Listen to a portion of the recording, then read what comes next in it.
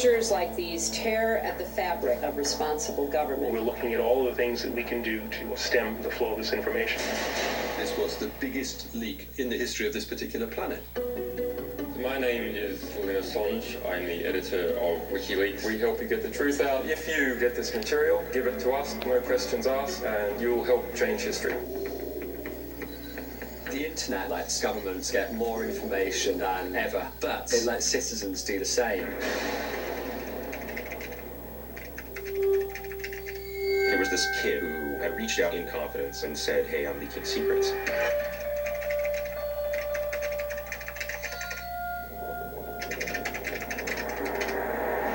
The consequences of the release of these documents are potentially severe and dangerous. The Army has detained a U.S. soldier in connection with the leak of this classified video. So it goes on with that tone and that message. Now, if you watch the whole thing, and if you go on YouTube, it's about 2 minutes and 30 seconds long or so, you'll see what I'm talking about. It's utterly clear. The movie does not do anything but paint WikiLeaks in a negative light. They try to make the case that, look, you should be scared, this is a rogue organization, this is dangerous, they're releasing state secrets that should be state secrets. Now, again, the irony is that Alex Gibney essentially responded to his critics by saying, yeah, well, WikiLeaks is a propaganda organization. You're the one doing propaganda. Look, let me try to explain this as simple as possible. The whole point of having a media is to challenge the government and to get the facts. Now, the case in particular with Bradley Manning and Julian Assange, where Bradley Manning leaked so-called state secrets to Julian Assange that he put on WikiLeaks and then it blew up, what was the substance of the thing that Bradley Manning released? It was American soldiers willy-nilly killing innocent civilians and reporters from a helicopter. You hear them saying, well, yeah, I'm not sure if they're bad guys. And then they go, yeah, we'll kill them anyway. Okay, that's not a state secret. Okay? A state secret is, hey, here are the nuclear launch codes, don't release them. That's a state secret. A state secret, you could argue, is what Geraldo did when he drew in the sand where the American troops were stationed and broadcasted it to the entire world. You can argue that's a state secret. No, you know what it is to report that, hey, our soldiers killed innocent people? That's called reporting. That's called being a news organization. That's called disseminating facts. Now, why is that the case, and why should that be allowed? Well, if the American people look at a case like that, well, then they start to think, oh, wow, that's super morally questionable, and maybe they should be brought up on trial, and there should be justice brought, right?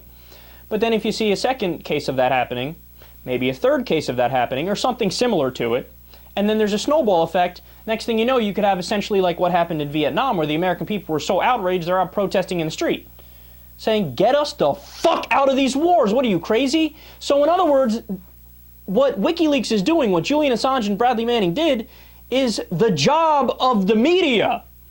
Meanwhile, dumbass CNN is running clips of Kim Kardashian doing stupid sensationalism, being stenographers to power for both the Democrats and the Republicans. Fox News is simply singing the praises of the Republicans. MSNBC is singing the praises of the Democrats.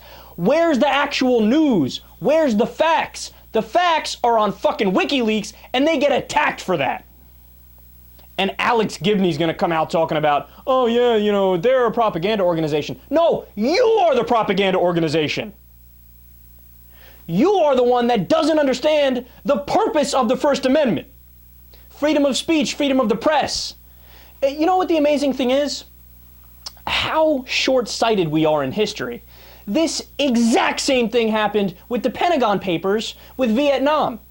Did you know about this? The American government said, oh, no, we have state secrets. We can't talk about anything that's going on in Vietnam because it's for national security. They always hide behind the national security line. Oh, it's for national security. Why do they do that? Because then if you question it, all of a sudden they can say, oh, you're unpatriotic. You don't want to protect the nation. It's the oldest trick in the book. But what was in the Pentagon Papers? We found out later, oh, look, we're napalming villages with innocent people in there. Well, if the American people knew about that, we might have been able to stop it sooner. Governments are notorious for saying, oh, this is a state secret, that's a state secret, this is a state secret. Why? Because they want to protect their asses. Now, furthermore, think of the alternative, right? That's the scariest part. Because if you take Alex Gibney's idea of what the media is, right, with his attacking of WikiLeaks, so essentially you're saying, let's have Pravda, right? For those of you who don't know what that is, that's in communist Russia, the newspaper in communist Russia. Or state-sanctioned TV, like in North Korea, where you clear everything through the government before they can talk. Well, gee, I wonder what kind of picture we're going to get painted of the world if we allow our information to be disseminated like that, from the top down. I wonder if the administration is going to be harsh on themselves, if the government is going to be harsh on themselves. No, of course not. These guys don't understand even the basic tenets of what the press is supposed to do.